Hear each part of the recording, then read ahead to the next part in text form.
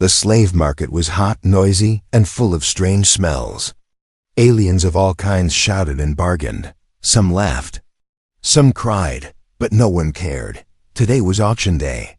And today, lives were being sold. Jace, a human traveler, walked through the crowd.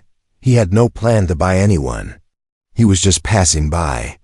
His ship was docked for repairs, and he had time to kill. He hated slave markets, but something pulled him in. One by one, the slaves were dragged onto a metal stage. Strong warrior female. 400 credits. Smart worker. He can fix machines. 200. This one can cook and clean. 60 credits. Final price. The crowd shouted louder, throwing credits like they were nothing. Jace watched in silence, his jaw tight. He hated this. Then something strange happened. The auctioneer pointed toward a small, dark cage in the corner. Last one. No more after this. Don't waste your time, though. He yelled, laughing. Inside the cage was a girl. She looked young, maybe in her late teens. Her skin was pale and thin. Her hair was messy, covering her face. She sat with her knees to her chest, arms around them, not moving. This one's broken, the auctioneer said. She doesn't talk. Doesn't work. Probably can't even walk. Useless. I'll start with 5 credits. Wait, no, just take her. The crowd laughed. Throw her out, someone shouted. She'll die in a day, another yelled. Jace stared at her. She didn't even look up. She just sat there, still like a ghost. There was something wrong, but something also different. Why is she like that? Jace asked a seller nearby. Oh, that one, the seller snorted. They found her in a burnt village. No ID, no family. Quiet as stone. She didn't scream when they beat her. Just silence. Creepy, right? She's nothing, not even worth a cage. The auctioneer turned toward some guards and waved his hand. Take her away. We'll throw her outside the city wall. Let the desert eat her. The guards opened the cage. The girl didn't resist. She slowly stood up, legs shaking, as if she hadn't walked in weeks. Her eyes were hidden behind her hair. Her hands hung like dry leaves. Jace's heart beat harder. He didn't know why. She was just another slave. But something inside him shouted, "Don't let them do this. Wait." Jace said. Everyone turned. The guards stopped. Jace stepped forward. "I'll take her." The auctioneer blinked. "What?" I said. "I'll take her." Laughter exploded in the crowd. A human? Buying that thing. She's cursed human, useless. You want trash, go pick some outside the city. Jace ignored them. How much? The auctioneer raised an eyebrow. She's free, no refunds, no complaints. She dies, not my fault. Fine, Jace said. The girl still didn't look up. The guards shoved her toward Jace. She stumbled and fell. Her hands hit the ground. She didn't cry. She didn't groan. She just got back up slowly. Jace reached out a hand. She flinched. He paused, then knelt and said softly, "I'm not here to hurt you." She finally looked up. Her eyes were large, pale purple, and filled with something that froze Jace for a second. Emptiness. No fear. No hope. Just nothing. "What's your name?" he asked. No answer. He sighed and stood. "All right, come on. Let's get you out of here." The girl followed him with slow steps, barefoot and silent. The crowd kept laughing behind them, but Jace didn't look back. As they walked through the streets, people stared. Some even pointed. Why would a human buy that? She'd die in 2 days. Maybe he wants a pet. Jace ignored them all. When they reached his ship, he opened the ramp and guided her inside. She paused at the door. Maybe she thought it was a trick. Maybe she thought he'd hit her, but he didn't. "Come in," he said gently. She walked inside, looking around like she had never seen a ship before. Jace led her to a small, empty room. It had a bed, a blanket, and a small table. "You can rest here," he said. "Bathroom's over there. You can clean up. I'll get food." Still no answer. He left the room. came back with warm soup and soft bread. He placed it on the table. She stared at the food, unmoving. "You're safe here," Jace said. "I don't know what happened to you, but you're not trash." "Not to me." He stood, ready to leave her alone. Just as he reached the door, he heard the softest voice behind him. It was dry and cracked, like it hadn't been used in years.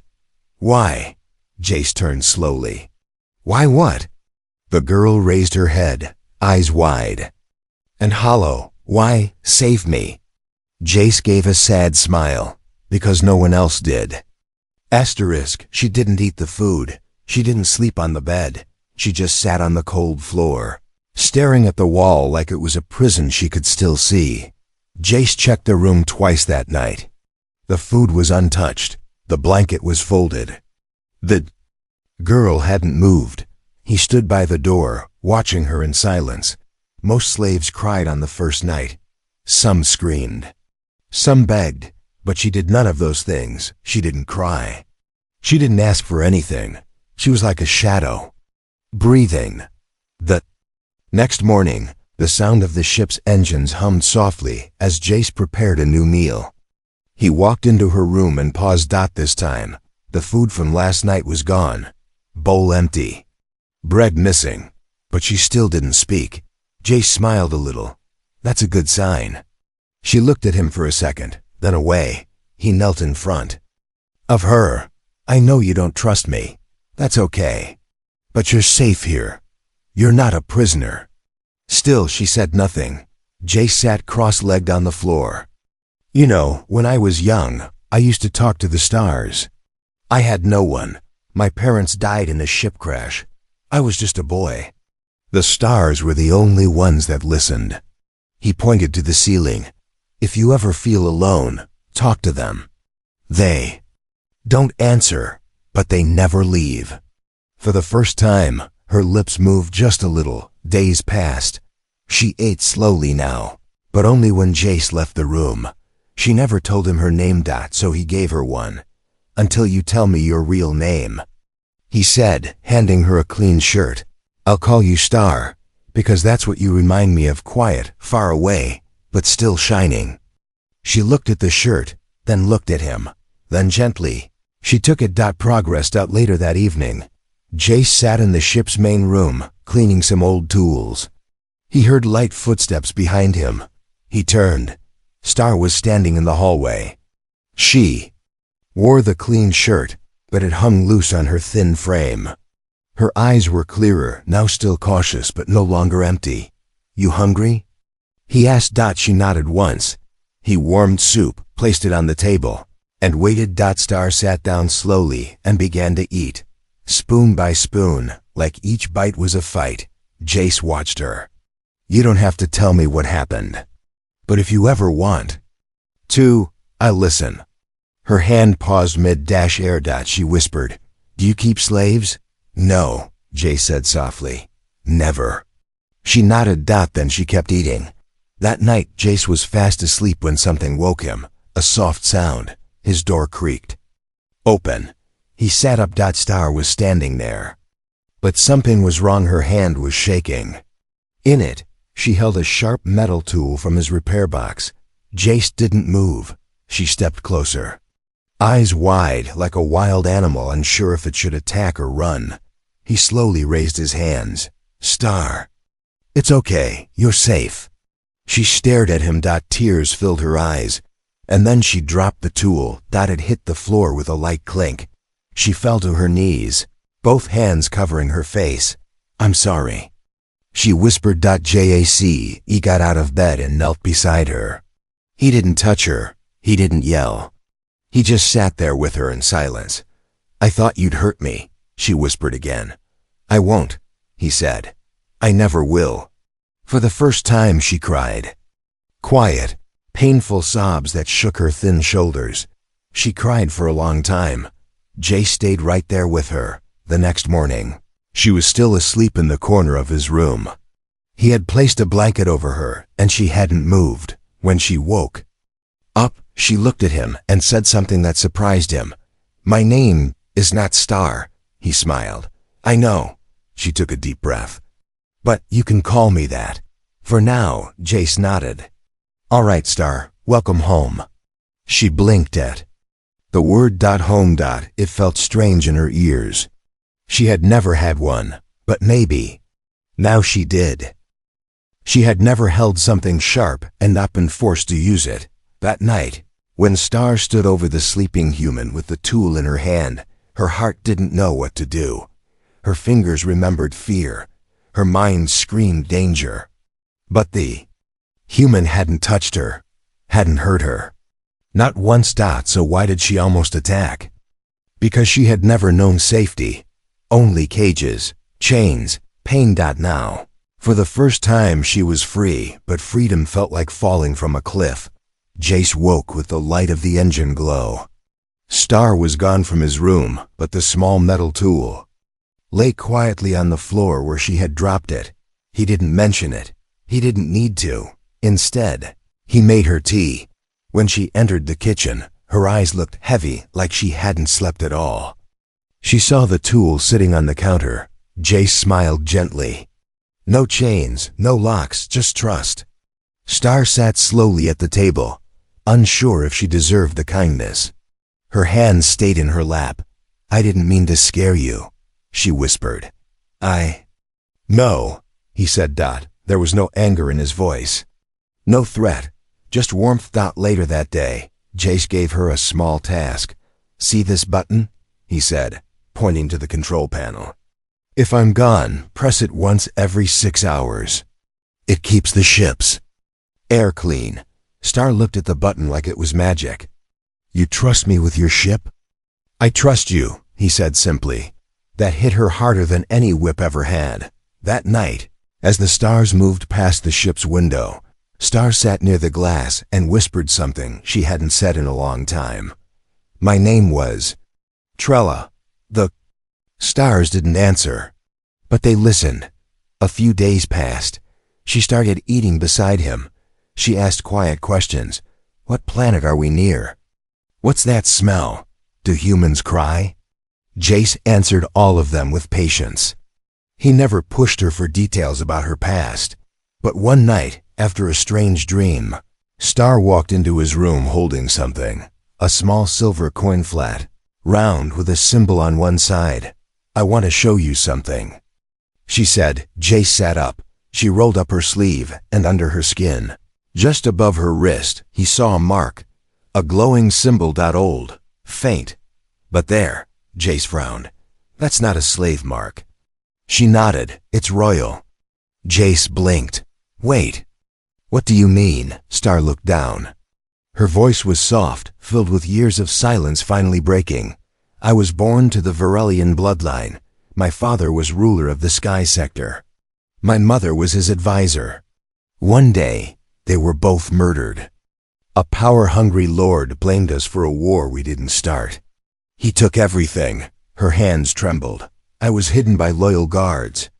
But they were killed too. I ran. I was caught, sold, and sold again, until no one knew who I was anymore. Not even me. Jace sat beside her, stunned. You're a princess? She shook her head. Not anymore. He looked at her, really looked. The way she carried herself, even after all the pain. There was strength inside her. You were left behind, he said quietly. But that doesn't mean you're nothing. Her eyes filled with tears again, but this time they didn't fall. Instead, she nodded. I don't want to be royalty again, she said. I just want to feel human. You already do, Jace whispered. That night, something changed between them, not in a loud, sudden way, but in the soft way that trust grows in places it never could before.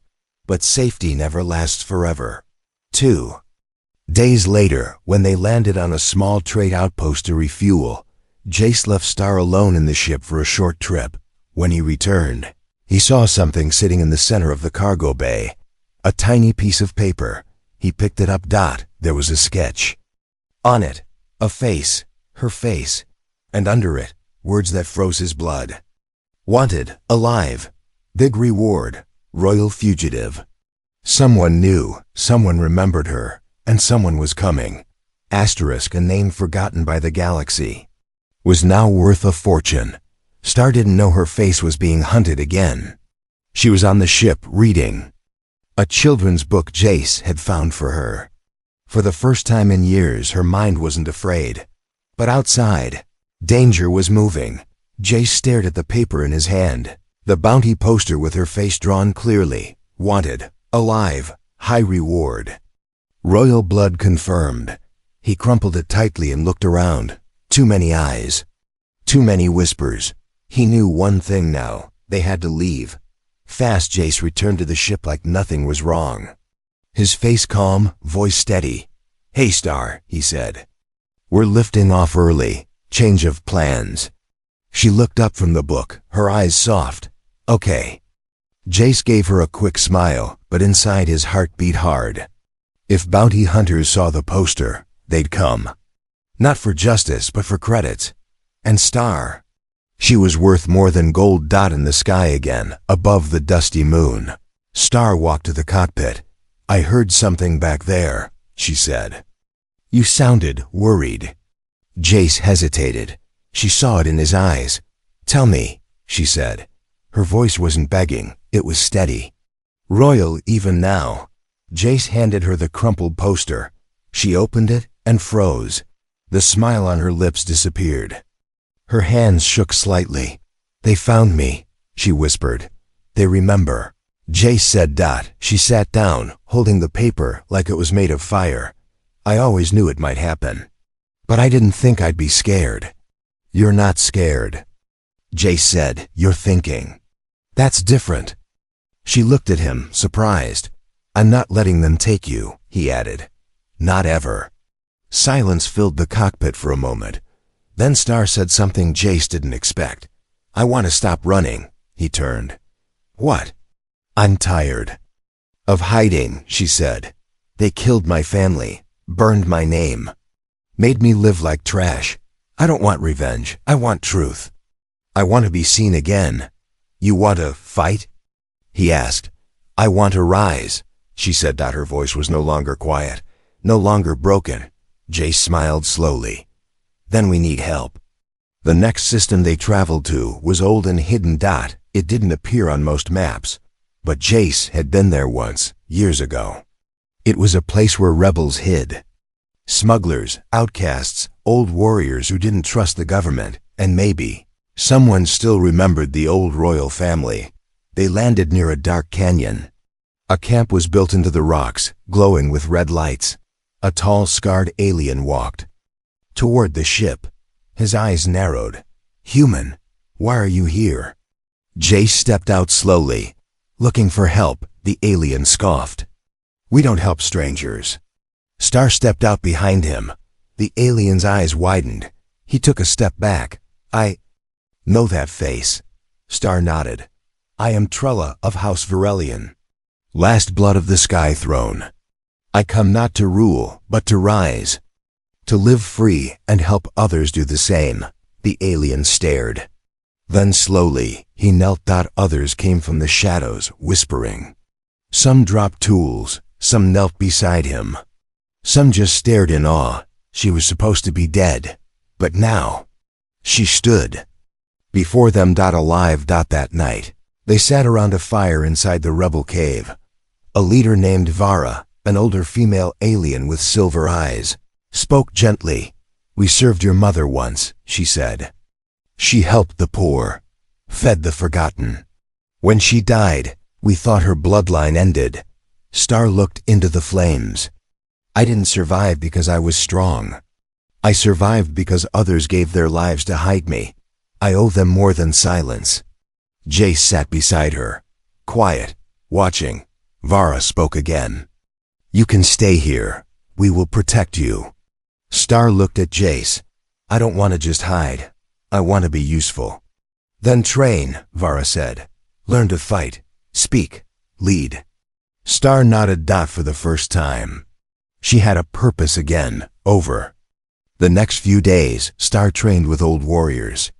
She learned how to hold a blade, how to fire a pulse weapon, how to speak with power. Jace watched her with pride. She moved slowly at first, but her eyes burned bright.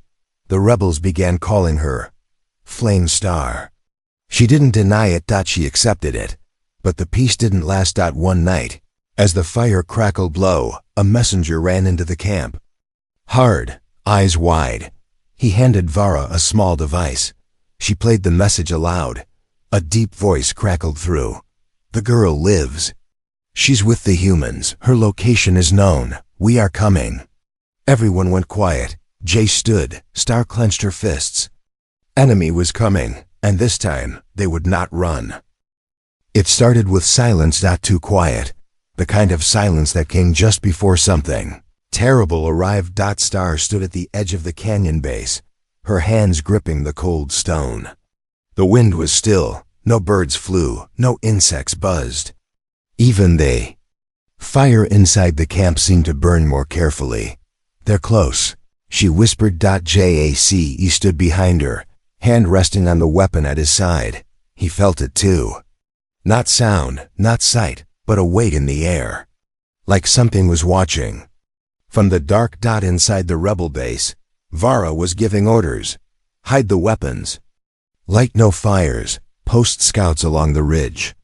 They want her. We make them bleed first. Star turned. I'll fight with you. You've only just begun training, Vara warned. I don't care. Jace looked at her. She's right. If they take her, they won't leave anyone alive. Vara studied both of them, then gave a short nod. Then prepare. We hold the line. That night, Star sat alone inside a small stone room. She stared at the weapon Jace gave her, a small energy blade. Smooth and silver, shaped for close combat. Her hands trembled. She had never killed before. But tomorrow, she might have to. Jace entered quietly. You okay? No, she said. But I will be. He sat beside her. You don't have to prove anything, he said. I do, she replied. Not for them, for me. She looked at him, eyes glowing faintly under the low light. I was left behind once. I won't be again. At dawn, the warning came. A scout ran in, shouting, ships. 3 of them fast and armed. Vara pointed. To the hills. Everyone to positions. The rebels moved quickly, grabbing weapons, setting traps, locking doors. Jace helped Star into her armor, thin, flexible, made for speed. It was a dull blue, patched and worn, but to her, it felt like the skin of someone new. A warrior. They stood at the cliffside as the enemy. Ships hovered down. They were black, sleek, silent. And from them stepped shadowed figures in red cloaks. Bounty hunters. One of them spoke through a loudspeaker. Turn over the girl. No one else has to die. Star stepped forward. Her voice was loud and clear. You killed my family, burned my name, and now you want to erase me again? Silence. Then the bounty hunter laughed. She speaks like a queen, but she's still just a slave. Star raised her weapon. I was never yours, and I never will be. The battle came fast. Plasma shots lit the sky. Rocks exploded. Screams filled the air. The rebels fought hard, but the bounty hunters had better weapons. Jay stayed close to Star, covering her as she struck, dodged, moved like a flame. She wasn't perfect, but she was fierce. Vara led from the front, taking down 2 hunters with a staff strike and a blast. Then, suddenly one of the hunters reached Star. He swung a heavy blade at her. She barely blocked in time, but fell backward. He raised the weapon again. Jace fired. The shot hit the hunter straight in the chest. He dropped. Star looked up at Jace, breathing hard. You saved me. He pulled her to her feet. Always. But the fight wasn't over. A second ship circled low. It fired at the canyon walls, causing rocks to fall. One side of the base collapsed. Vara shouted, "Fall back! Get her to the escape tunnel." Star protested. "No, if I run, they'll follow. They'll kill you," Vara snapped. "And if you die, the story ends. You're not just a person anymore. You're a symbol." Jace grabbed Star's hand. "Come on, I know another way." They ran through fire and dust, past fallen rebels, into a narrow tunnel hidden behind old crates. The enemy didn't see them slip inside. They ran. Star's heart pounded. Not from fear. From rage. She wasn't going to be hunted forever. They reached the end of the tunnel, where Jace's hidden shuttle was docked underground. He pressed a switch, and the ramp opened. Star turned back one last time, looking at the smoke rising from the canyon. "They won't stop," she whispered. "No," Jace said, "but neither will we." They entered the shuttle. And vanished into the stars. The stars no longer looked the same to her. They used to feel cold, far, unreachable. Now they felt like open doors. She had been hunted, broken, sold, and forgotten. But she was still breathing, still standing. And now she was done hiding. Star sat quietly inside Jace's shuttle, wrapped in a dark coat. Her eyes locked on the glass window as lights from distant planets passed by. Behind her, Jace worked at the controls, guiding them through quiet space. Neither of them spoke for a while. Then Star broke the silence. "I want to stop running." Jace glanced back. "We've been moving non-stop since the canyon." "That's not what I mean." She turned toward him. Her voice was steady. "I want to take my name back, not as a slave, not as a royal, as someone who lived and chose to rise." Jace looked at her, serious now. "Are you sure?" "Yes," she said. "I was born with a name they tried to erase, but I'm still here, and I won't let fear decide who I become." He smiled slowly. "Then let's go find someone who can help you rise." They headed toward a secret moon, far beyond controlled space. The place was called Drellis 4, a rocky world where lost knowledge lived. Jace had heard stories about an old warrior who trained leaders, not soldiers. If anyone could prepare Star for what came next, it was General Rai. They landed near a giant stone fortress, carved into a mountain. As they walked toward it, Star felt something strange. A pull in her chest. Like her future had already started walking before her. The door opened before they could knock. A tall, one-armed alien stood there. His skin was marked by age and scars. He looked at Star. Then at Jace. "Why are you here?" he asked, voice deep like thunder. "She's not ready to be a queen," Jace said. "She doesn't want to rule, but she needs to stand tall." The old warrior studied Star. "What's your name?" She lifted her chin. "Trella, daughter of House Varelian." "And what do you want?" Star's answer came without pause. "I want to rise, not to take power but to inspire it." Rai nodded once. "Then drop your title at the door. Here, you earn everything." Training began the next day. Rai was not kind. He was not soft, but he was wise. He taught her to fight, yes, but more than that. He taught her to think, to lead, to speak like someone worth listening to. "Power is not shouting," he told her. "It is standing tall when the wind wants you to fall." He made her climb the cliffs each morning, speak in front of stone statues, write her story with her own hands. Jace watched from the background, always near, never interfering. And every night, Star collapsed from exhaustion, but with fire in her heart. One night, as they sat around a fire outside the fortress, Rai handed Star a blade. It was old, beautiful, the symbol of her family carved into the hilt. "I kept this after the fall," he said. "I thought the line had ended, but now I see it didn't." Star held the blade, her hands trembling, but not from fear, from purpose. She looked at Jace. His eyes said what words didn't need to. "I believe in you." The next morning, a rebel scout ship landed near the fortress. Vara stepped out, injured but alive. "They're spreading lies," she said. "The bounty hunters are telling the systems you're a fraud, a criminal, a fake royal." Star stood up, blade at her side.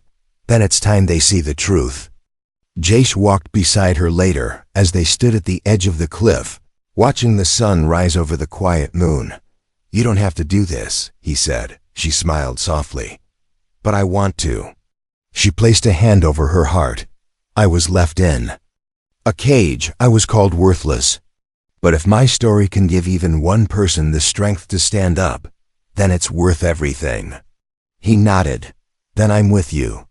Till the end? She asked. He grinned. Till the stars fall. In that moment, the girl with no name became more than a survivor. She became a spark, and a spark can light a fire. They called her worthless. They laughed when no one bought her. They left her in a cage like she didn't matter. But now, they were kneeling before her. And they didn't even know it yet. A fleet of warships floated above the rebel moon. Inside one of them, a cruel voice echoed through the cums. We know she's there. Burn the mountain if you must. The girl dies today. They weren't afraid of her name. They thought she was still the broken girl in the cage. But she wasn't. Not anymore. Star stood on the high stone steps of the fortress, her rebel armor shining under the morning sun. Her long hair moved with the wind. In one hand she held the ancient blade of her family. Beside her stood Jace, calm, ready, unshakable. Behind her, warriors from all kinds of worlds prepared for battle, people who once had no reason to fight. Until she gave them one. Inside the fortress, Vara read the enemy's message out loud. They'll destroy this whole moon just to silence you. Star nodded. Then let them come. We speak before the fire. She stepped into the courtyard and activated the fortress's long-range beacon. A glowing blue light rose into the sky, a signal and a challenge. Across systems, screens lit up, people in crowded spaceports, forgotten mining towns, slave markets. All saw her face, her real face, not the weak, silent girl, but the leader. She spoke. Her voice calm, but filled with fire. I was born Trella, but I was caged, beaten, and sold like a broken thing. They erased my name, but I lived. I am not coming to take power. I am standing because they told me I couldn't. If you were ever left behind, if you were ever called useless, if you were ever told to stay silent, know this.